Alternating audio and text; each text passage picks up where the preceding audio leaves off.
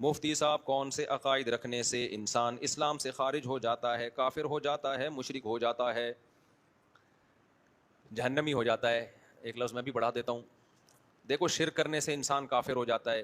اگر کوئی یہ کہتا ہے کہ اللہ کے سوا بھی کوئی عبادت کے لائق ہے تو وہ کیا ہو جائے گا؟ کافر. اچھا، یہاں لوگ گڑبڑ کرتے ہیں. جو مشرک ہے نا، وہ کہتے ہیں ہم اللہ کے سوا کسی کو معبود نہیں مانتے. بھائی، آپ جو عقیدہ رکھتے ہیں، یہ عقیدہ رکھنا، یہ معبود ہی کے ساتھ عقیدہ رکھا جا سکتا ہے. یہ آپ نے ڈیفینیشن معبود کی چینج کر دی اور کہا ہم اللہ کے سوا کسی کو معبود نہیں مانتے. اس کی میں ایک مثال دیتا ہوں. آپ نے قسم اٹھائی کہ میں سیب نہیں کھاؤں گا، مارکیٹ سے جا کے آپ نے سیب کھا لیا. اب مفتی صاحب فتویٰ دے رہے ہیں کہ بھائی تم پہ کفارہ لازم ہے. آپ کہہ رہے ہو کہ جی میں نے تو سیب نہیں کھایا. بھائی، یہ سیب ہی تو کھایا ہے. آپ کہو نہیں، یہ ٹماٹر ہے. یہ سیب، بولیں یہ سیب نہیں، یہ کیا ہے؟ ٹماٹر ہے. تو ہم کیا کہیں گے؟ بھائی ڈکشنری میں اٹھا کے دیکھو، سیب کی یہی تصویر بنی ہوئی ہے. آپ کے کہنے سے سیب ٹماٹر تھوڑی بن جائے گا.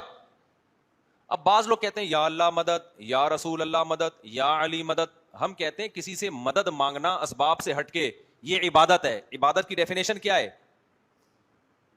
کہ کسی کے سامنے ایسی عاجزی انکساری کرنا، یہ عقیدہ رکھ کے کہ یہ میری بگڑی بنا سکتا ہے، اور اس نیت سے اس کو جب پکاریں گے تو یہ عمل کیا کہلائے گا؟ عبادت کہلائے گا. تو آپ تو غیر کی عبادت کر رہے ہیں. وہ کہہ رہے ہیں عبادت تھوڑی کر رہے ہیں، ہم تو مدد مانگ رہے ہیں.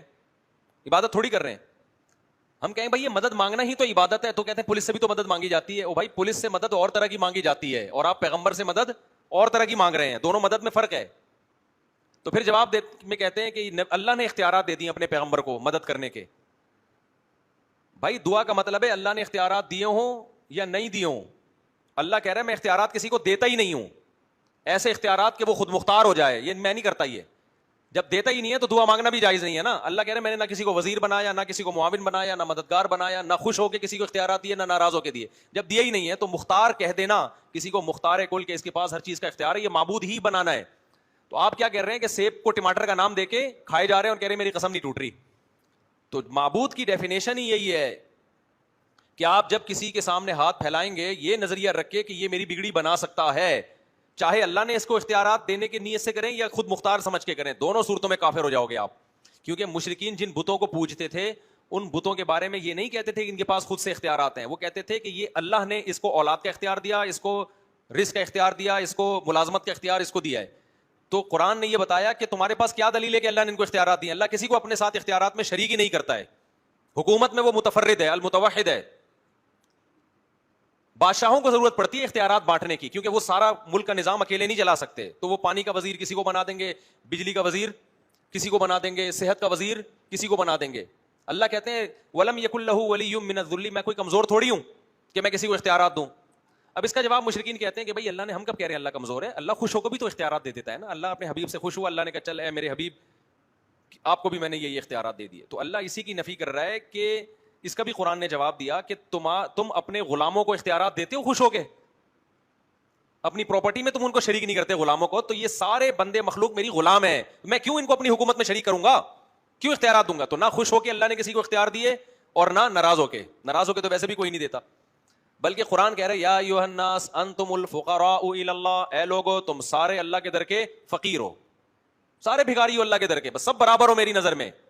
ہاں کوئی عمل میں اچھا ہے، کوئی عمل میں برا ہے. تو پیغمبر عمل میں سب سے اچھے ہوتے ہیں، اللہ کے سب سے قریب ہوتے ہیں. تو اس لیے پیغمبر اپنے آپ کو سب سے زیادہ اللہ کا بندہ کہتے ہیں. تو جو پیغمبروں سے محبت کرے گا وہ پیغمبر کو اللہ کا بندہ مانے گا، وہ پیغمبر سے مدد نہیں مانگے گا، وہ مدد اللہ سے مانگے گا. تو شرک سے انسان کافر ہو جاتا ہے، سمجھتے ہو؟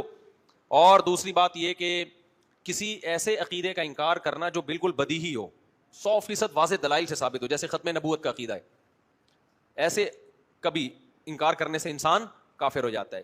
اسی طرح اسلام کے کسی ایسے حکم کا انکار کرنا جو بالکل بدیہی ہو، جیسے 5 نمازیں فرض ہیں. یہ عیسائیوں کو بھی پتہ ہے، ہندوؤں کو بھی پتہ ہے کہ اسلام 5 نمازوں کے بغیر نہیں ہوتا. آپ نے ایک نماز بھی شارٹ کر دی، انکار کر دیا تو کافر ہو جاؤ گے. رمضان کے روزے کیا ہیں اسلام میں؟ فرض ہیں. ان کا انکار کر دیا کافر ہو جاؤ گے. زکوٰۃ کا انکار کر دیا کافر ہو جاؤ گے.